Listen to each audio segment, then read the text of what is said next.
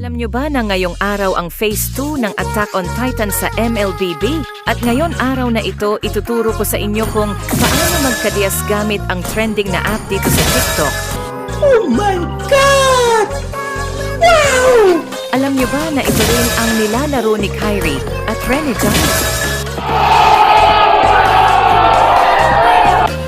Kaya sa mga wala pa dyan at hindi pa nakasubok nito, huwag kayong mag-alala dahil tuturuan ko naman kayo. Ang una nyo munang gagawin ay i-copy link ang video na ito at tapusin hanggang dulo. Kung inyong nakikita, mayroon na akong Attack on Titan skin ni Yen bilang Eren, Attack on Titan skin ni Martes bilang Levi, at iba pang magagandang skin sa MLBB.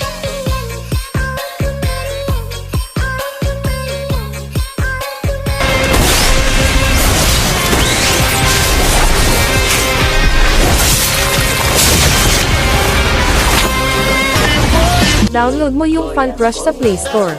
Click mo yung link, login ka sa Facebook or Google. Click enter invitation code, enter mo tong code para may 30,000 diamond ka, click submit.